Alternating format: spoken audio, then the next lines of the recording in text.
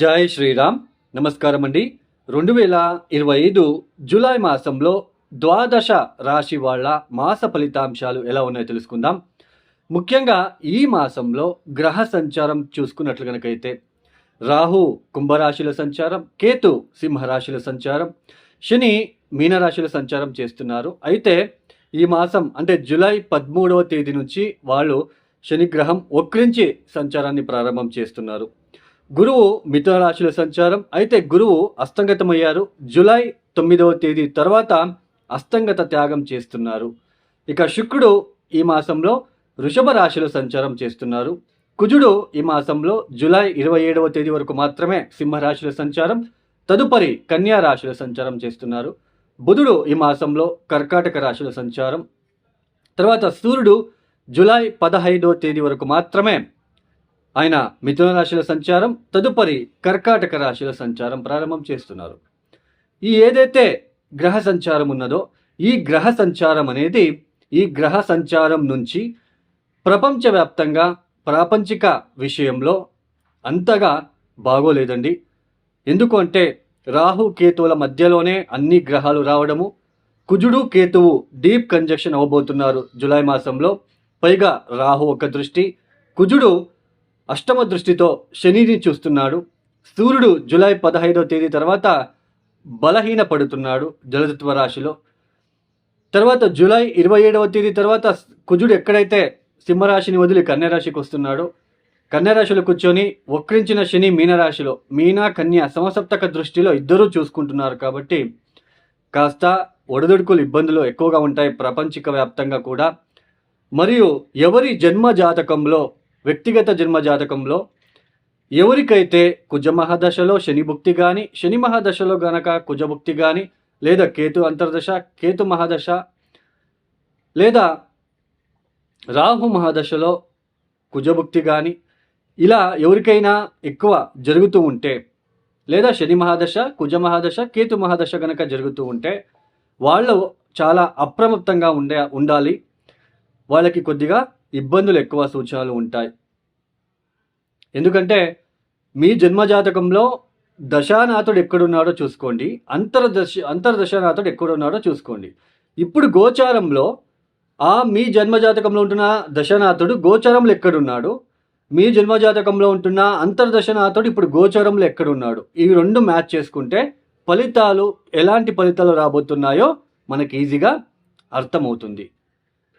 So ఈ కుజ మహాదశ, కేతు మహాదశ, ఈ శని మహాదశ గనక జరుగుతూ ఉన్న వాళ్ళు కాస్త అప్రమత్తంగా ఉండాలి. ఇన్వెస్ట్మెంట్ విషయంలో కావచ్చు, ఇక ఇతర ఏదైతే వృత్తి వ్యాపారంలో కావచ్చు, కొంచెం జాగ్రత్తగా మీరు ముందడుగు చూసుకుంటూ వేసుకుంటూ వెళ్ళాలి. ఇక ఒక రాశి గురించి మనము తెలుసుకుంటూ వెళ్దాం. ఇక 2025 జూలై మాసంలో కర్కాటక రాశి వాళ్ళకి ఎలాంటి ఫలితాలు రాబోతున్నాయో తెలుసుకుందాం. ఈ కర్కాటక రాశి వాళ్ళకి జూలై మాసం మొత్తానికి శుక్రుడు ఒక్కడే శుభ ఫలితాలని ఇస్తున్నారు. ఇక్కడ కర్కాటక రాశి వాళ్ళకి ముఖ్యంగా ద్వితీయ స్థానంలో ఏదైతే కుజ కేతువుల యుతి జరుగుతున్నదో, అష్టమ స్థానంలో రాహు, నవమ స్థానంలో వక్రించిన శని, వ్యయస్థానంలో గురువు ఉండడం లాంటిది. ఇక్కడ ముఖ్యంగా ద్వితీయ స్థానంలో కుజ కేతువులు ఇద్దరు కూడా డీప్ కంజక్షన్ అవ్వబోతున్నారు. మీరు మాట్లాడేటప్పుడు జాగ్రత్తగా ఉండాలి. కుటుంబ వ్యక్తులతో ఎక్కువ ర్యాష్గా మాట్లాడకుండా ఉన్నట్లు కనుక అయితే మంచిది. లేదంటే అనవసరంగా గొడవలు వస్తూ ఉంటాయండి. ఈ సమయంలో మాట్లాడేటప్పుడు సడన్గా ఏదో ఒకటి అనేస్తారు, అక్కడ ర్యాష్గా అనేస్తారు. ఎందుకంటే కుజ కేతువులు లాంటి గ్రహాలు ద్వితీయ స్థానంలో ఉన్నప్పుడు ర్యాష్ స్పీచ్ అనేది ఎక్కువగా ఉంటుంది ఈ సమయంలో. తర్వాత సరైన సమయానికి భోజనం చేయలేకపోవడం కూడా మీరు చూడవచ్చు ఈ సమయంలో. తర్వాత పంచమాధిపతి దశమాధిపతి అయిన కుజుడే, ఆయన యోగకారకుడు, మీకు ద్వితీయ స్థానంలో ఉండడం అనేది, రాహువు కూడా మనకి ఇక్కడ కుజుడిని చూడడం అనేది, చూడండి ఉద్యోగం చేసే చోటు చాలా జాగ్రత్తగా ఉండాలి. మిమ్మల్ని ఇబ్బంది పెట్టే వాళ్ళ సంఖ్య పెరుగుతూ ఉంటుంది. ఆరోగ్యరీత్యా స్కిన్ రిలేటెడ్, తర్వాత ఫేస్కి సంబంధించిన పింపుల్స్ లాంటివి అవ్వడము, ఏదో తెలియని ఒక ఫేస్లో పింపుల్స్ లాగా, అలర్జీస్ లాగా మీకు ఇక్కడ ఈ సమయంలో అవ్వడానికి అవకాశాలు ఉంటాయి. పంచమాధిపతి అయిన కుజుడే ద్వితీయ స్థానంలో రాహు దృష్టికి రాహు కూడా చూస్తున్నాడు కాబట్టి ఆకస్మికంగా ధన నష్టం అనేది కనిపిస్తూ ఉంటుంది. సర్ప బాధలు, సర్పాలు ఎక్కువగా కనిపించడం లాంటిది.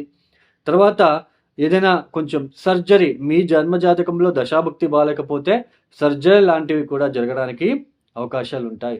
కుజుడి యొక్క దృష్టి శని మీద ఉండడం, శని వక్రించడము, తండ్రికి ఏదైనా ఆరోగ్య సమస్యలు కావచ్చు, తండ్రి విషయంలో కొంచెం డిస్టర్బెన్సెస్, ఇబ్బందులు లాంటివి ఈ సమయంలో మీకు కనిపిస్తూ ఉంటుంది. పైగా జన్మరాశిలోనే బుధుడు ఒక సంచారం. వ్యయాధిపతి, తృతీయాధిపతి అయిన బుధుడు జన్మరాశిలో ఉండడం అనేది ఎప్పుడు కూడా ఈ మాసమంతా కూడా ఓన్లీ నెగెటివ్ థింకింగేనండి. మీరు ఏది చేయాలనుకున్నా నెగెటివ్ థింకింగే ఎక్కువగా కనిపిస్తూ ఉంటుంది.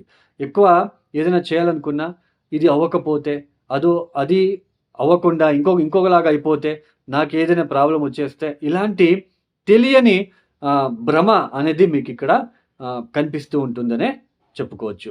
అయితే ఇలా ఏది ఉన్నప్పటికీ కూడా శుక్రుడు లాభస్థానంలో సంచారము, మీ పార్ట్నర్, మీ భార్య కావచ్చు, లేదా ఎవరైనా ఫీమేల్ మంచి ఫ్రెండ్ లాంటి వాళ్ళు మీకిక్కడ సహాయాన్ని అందించడానికి అవకాశాలుంటాయి. శుక్రుడు లాభస్థానంలో ఉంటూ పంచమాన్ని చూస్తున్నాడు కాబట్టి కొంచెం ఎవరైనా ఫీమేల్ ఫ్రెండ్ నుంచి మీకు కొంచెం అభివృద్ధిదాయకంగా ఉంటుంది. అది సిస్టర్ కావచ్చు, ఫీమేల్ ఫ్రెండ్ కావచ్చు, ఆఫీస్‌లో కొలీగ్ కావచ్చు, లేదంటే మీ భార్య కావచ్చు. వాళ్ళ నుంచి మీకు ఏదైనా సహాయ సహకారాలు మీకు ఇక్కడ అందడానికి అవకాశాలుంటాయనే తెలుసుకోవచ్చు.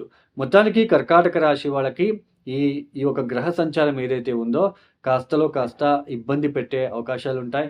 అటు ఉద్యోగపరంగా, ఆర్థిక పరంగా అయితే ఖర్చులు ఎక్కువ అవుతూ ఉంటాయండి. అది కుటుంబరీత్యా కావచ్చు, లేదా మీకు సంబంధించిన ఏదైనా నెగటివిటీ అంటే ఆరోగ్యరీత్యా కావచ్చు. ఇలా ఏదో ఒకటి ఖర్చులు మీకు పెరిగిపోతూ ఉంటాయండి. ఎలా ఖర్చవుతుందో అనేది కూడా మీకిక్కడ అర్థం కాని పరిస్థితి. తర్వాత ఆరోగ్య సమస్యలు, ఎస్పెషల్లీ స్టమక్ రిలేటెడ్ డిస్టర్బెన్సెస్ లాంటిది. తర్వాత ఫేస్‌కి సంబంధించినది, పింపుల్స్, స్కిన్ రిలేటెడ్, గుప్తాంగాంగాలకి సంబంధించిన విషయంలో కొన్ని ఇబ్బందులు.